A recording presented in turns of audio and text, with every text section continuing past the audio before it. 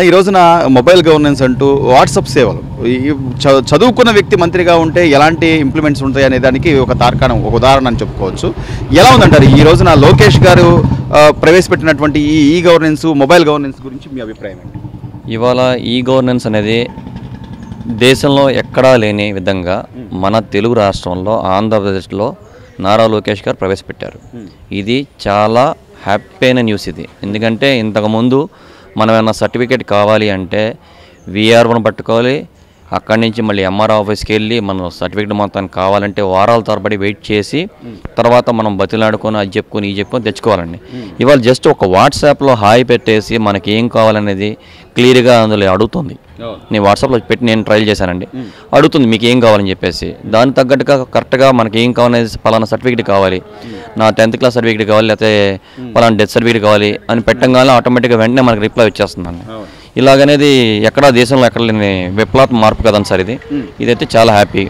ఇంతకుముందు గవర్నమెంట్లో చాలా చేశారు. ఏం చేశారండి? అన్ని పిచ్చి పనులే సార్. మొత్తం పుణ్యానికి పథకాలు ఇచ్చారు, ఉపయోగం అయితే ఏమీ లేదు. మరి చదువుకున్న వ్యక్తి పరిపాలన చేస్తే ఇలా ఉంటుంది.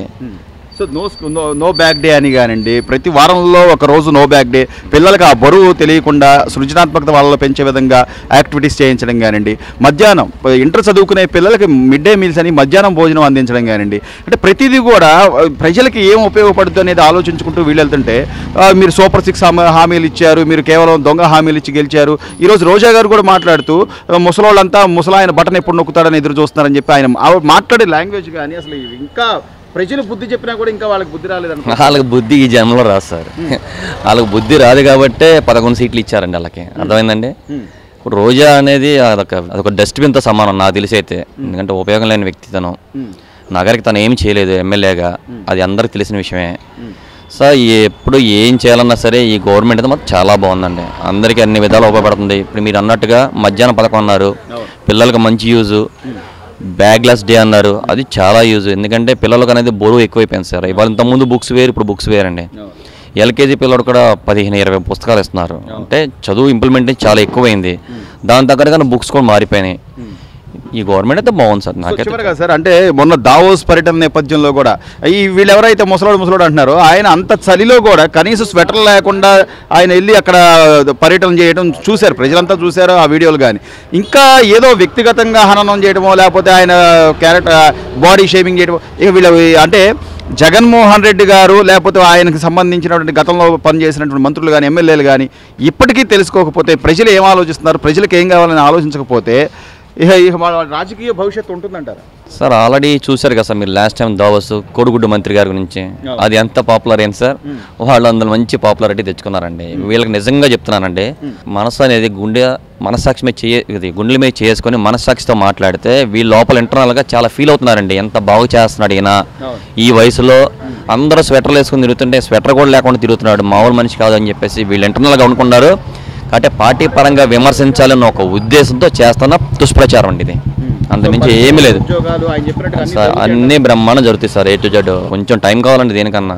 అది స్టెప్ బై స్టెప్ 4,000 పింఛన్ అన్నారు, అది ఇచ్చారు, అది అమలు చేశారు. 1వ తారీఖు మించి 2వ తారీఖు కూడా మీకు వెళ్తలేదండి. అది ఆన్ డేట్ కరెక్ట్గా ఇస్తున్నారు. 4,000 పింఛన్ చెప్పారు, మీరేం చెప్పారండి 3,000 చేస్తున్నారు. 250 అంటూ మలుచుకుంటూ వెళ్తున్నారు. మరి రకరకాల తేడా రావట్లేదు సార్. ఇప్పుడు ఏం చెప్పినట్టుగా అమలు చేస్తున్నారు లేదా? ఇప్పుడు ఉచిత పథకం మనకి గ్యాస్ బండ్లు పెట్టారు, అది మీకు అమలు చేశారు కదండి. ఆల్రెడీ లబ్ధిదారులు అందరికీ వెళ్తున్నాయి ఆల్రెడీ. నెక్స్ట్ బస్సు పథకం కూడా ఉంది సార్, ఫ్రీ బస్ అని చెప్పి అన్నారు. అది కూడా ఇంకొక 1 month లో స్టార్ట్ అయిపోతుందండి. ఇంతమించి ఇంకేం కావాలి సార్? జనాలకి చేస్తారండి, 100% చేసి చూపిస్తారండి. దట్ ఈస్ బాబు గారు సార్. వీళ్ళు కేవలం నిధులు తీసుకురావాలి, కేంద్రం దగ్గర నుంచి మనం పెట్టుబడి తేవాలి, ఇట్లా ఈ విధానంలో వీళ్ళు ఉంటే ఎంతసేపు బురద చల్లుదామంటే కాదండి. ఇప్పుడు అంతకితము ఏ పని చేయాలన్నా కేంద్రం దగ్గరికి వెళ్ళి మాకు ఇది కావాలని అడిగిన రోజు లేదు, అంత ధైర్యమూ లేదు. వీళ్ళ తప్పులు చేసిన దాన్ని సరిదిద్దుకోవడానికి ఏది మాట్లాడితే మనల్ని ఎక్కడ ఇరికిస్తారనే ఉద్దేశంతో అసలు కేంద్రానికి వెళ్ళి ఏమంటే నిధి కావాలి పలానా దానికి అని అడిగింది ప్రధాని గారిని చెప్పింది. అసలు మీడియా ముందు ఇప్పుడు మాట్లాడారండి. గత ప్రభుత్వంలో గత 5 సంవత్సరాల్లో ఒక బిల్డింగ్ ఆయన స్వయంగా కట్టి రిబ్బన్ కటింగ్ చేసిన చరిత్ర ఉందని చెప్పమండి. గత 5 సంవత్సరాల్లో ఆయన సీఎంగా చేసి నేను ఈ కంపెనీ తెచ్చాను, లేకపోతే ఈ ఒక బిల్డింగ్ కట్టి ఈ సేవకి ఇచ్చాను, ప్రజలకు ఉపయోగపడే విధంగా ఉంది అని ఆయన రిబ్బన్ కటింగ్ చేసి ఒక ఫోటో చూపించమండి, ఫేక్ దైనను. ప్రజలు అన్ని ప్రజల కోసం కట్టిన ప్రజావేదికని వచ్చిన నష్ట కూల్చేశాడు. ఏమంటే దాన్ని గవర్నమెంట్కి ఉపయోగించుకోవచ్చు. గవర్నమెంట్ జనాల డబ్బే కదా, గవర్నమెంట్ది. కూల్చేస్తే ఎవరి డబ్బులు పోయినట్టండి? ప్రజల సొమ్మే పోయింది కదా, వాడి అతనికి ఏం లాస్ కదా. మరి ఆ మాత్రం అదండి, అవన్నీ మాట్లాడుకోవాలి. అంటే మనం అంత మాట్లాడుకోవద్దులేండి, అందరికి తెలుసు జనాలందరికీ. అదే ఇప్పుడు జనాలు అన్ని సేవలు అందుబాటులో ఉన్నాయి అంటే ఏమంటే ఎమ్మటి అవ్వదు కదా, చెప్పంగానే అవ్వదు కదా. ఏదైనా ఒక్కొక్కటి అన్ని పర్ఫెక్ట్ చేసుకొస్తున్నారు, ఎక్కడ మిస్టేక్ లేకుండా. ఈ గవర్నమెంట్ని అభినందిస్తారండి అందరూ. వాళ్ళు ఇప్పుడు ఆపోజిట్ పార్టీ వాళ్ళు అభినందించాలి. దానికి పోగా ఏదో చిన్న మైనస్ పట్టుకుని దాని పెద్ద భూతార్థంలో చూపిస్తున్నారు. దానివల్ల మరి వాళ్ళు ఎలా నమ్ముతారండి? ఏముందని నమ్ముతారు? ఏముందని నమ్ముతారు? అది నిరూపించాలి కదా. ఊరి మీడియా దగ్గరికి వచ్చి మాట్లాడితే సరిపోదు. వాళ్ళు మీడియా దగ్గరికి వస్తారు, ఏదో పేపర్ వాళ్ళు స్విచ్ ఇస్తారు. అది మా ఇప్పుడు వాళ్ళు దాంట్లో ఆ పార్టీ నుంచి బయటకు వచ్చి చెప్తున్నారుగా, మాకు ఇచ్చేవాళ్ళు అండి ఏం మాట్లాడాలో, మేము అది మాట్లాడేవాళ్ళం, మా సొంతంగా మాట్లాడేం కాదు అని చెప్పేవాళ్ళు చెప్తున్నారు కదా అందరూ. ఇప్పటికీ తెలుసుకోకపోతే ఇంకెట్లా అంటున్నాను. వాళ్ళు తెలుసుకోరండి, వాళ్ళు మూర్ఖు టైపు లాగా ప్రవర్తిస్తున్న ఏం చేస్తారు. మొత్తం మీద సార్ కూటమి ప్రభుత్వం వాళ్ళు ఏదైతే అంటున్నారో, మీరు కేవలం ఏదో దొంగ హామీలు ఇచ్చి ప్రజల్లో మీరు నమ్మించి మోసం చేశారని అంటున్నట్టుగా, కేవలం ఆ ఇచ్చిన హామీలు ఒక్కొక్కటి నెరవేర్చుకుంటూ మన సీఎం గారు చాలా స్పష్టంగా చెప్పారు. ఆల్రెడీ నీతి ఆయోగ్ ఇచ్చిన కమిటీ రిపోర్ట్ ప్రకారం రాష్ట్రం ఇబ్బందుల్లో ఉంది, నిదానంగా చేసుకుంటూ వస్తారని ఆయన చెప్తున్నారు. చేయగలరంటారా సార్? చిన్న ఉదాహరణ, జగన్మోహన్ రెడ్డి గారు 3000 పెన్షన్ అన్నాడు, సంవత్సరానికి 250 కాడికి పెంచాడు. లాస్ట్ ఎలక్షన్ వచ్చే వరకు కూడా 3000 ఇవ్వలేకపోయి లాస్ట్ 2 నెలల ముందు ఇచ్చాడు.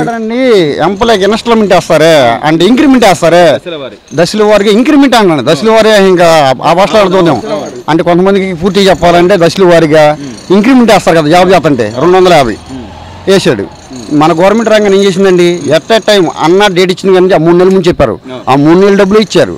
ప్లస్ అన్న కానించి 4000 చొప్పున ఇస్తున్నారు. అట్లా చేయాలంటే ఆయన వల్ల ఏదంటారా? జనాలకు తెలుసు ఆ విషయం. వాళ్ళు ఏమనుకున్నాయంటే నేను డబ్బులు పంచుతున్నాను అన్ని తాకడ పెట్టి ఈ మనకు ఓట్లు వేస్తారు వీళ్ళు ఏంటి, జనాలకి ఏం తెలియదు అనుకున్నాడు. జనాలకు తెలియని వాళ్ళు 10% ఉండొచ్చు అండి, అంటే కొంచెం పై వరకు తెలియని వాళ్ళు. తెలిసిన వాళ్ళు అందరూ చదువుకున్నావు, కనీసం తల్లిదండ్రులు చదువుకోకపోయినా పిల్లలు చదువుకున్న వాళ్ళు ఉన్నారు. వాళ్ళు తల్లిదండ్రులకి అక్కడికి చెప్తారు ఇలా జరిగింది ఇలా ఉంది, నెరవేరుస్తారు. అంటే ఒక్కొక్కటి అండి. ఇప్పుడు దీపం పథకం వచ్చిందా అండి, నెక్స్ట్ ఇప్పుడు పిల్లలకి అమ్మఒడి వేస్తారు, తల్లికి వందనం వేస్తారు, గ్యాస్ బండ్లు ఇచ్చారు ఏంటి, బస్సు అంటున్నారు. అంటే ఒకటండి, ఒక్కొక్కటి అన్ని సరి చూసుకుని వదులుతున్నారు, ఏదో పిచ్చితనంగా వదిలేసి తర్వాత ప్రాబ్లం పడకుండా. ఈ 5 years లో గవర్నమెంట్ ఎంప్లాయీస్ ఈ రోజు ఎంత హ్యాపీగా ఉన్నారు. 1వ తారీఖున వాళ్ళ అకౌంట్లో క్యాష్ ఉన్నట్టు పక్కా డీ. వాళ్ళు దశల వారీగా శాలరీ వేసి వాళ్ళు ఈఎంఐలు కట్టలేక ఎన్నో ఆర్థిక ఇబ్బందులు పడి వాళ్ళు దాచుకున్న డబ్బు దోసేసి ఇవాళ ఎంత హ్యాపీగా ఉన్నారండి ప్రజలు, అంతా హ్యాపీ. అసలు గత 30 సంవత్సరాల్లో ఎప్పుడు జరిగిన సంక్రాంతి పండుగ మొన్న జరిగిందండి, అక్కడే మెయిన్ నిదర్శనం. కాన్ఫిడెన్స్. ఇప్పుడు అంతకితం అండి ప్రతి మంగళవారము మామూలుగా వెళ్ళి లోన్ తీసుకొచ్చేవాళ్ళు, ప్రతి డబ్బులు అప్పు తీసుకొచ్చేవాళ్ళు. మన గవర్నమెంట్ వచ్చిన ప్రతి మంగళవారం అట్లా వెళ్తలేదే. జనాలకు తెలుసండి, పూర్తిగా తెలుసు ఏంటి అంత గత ప్రభుత్వం ఎలా చేసింది, ఈ ప్రభుత్వం ఎలా చేయగలదనే ధైర్యంతోనే ఓటేశారు. ఆ నమ్మకాన్ని Chandrababu Naidu నిలబెట్టుకుంటారు, 100% నిలబెట్టుకుంటారు. Please subscribe to Leo News for more videos.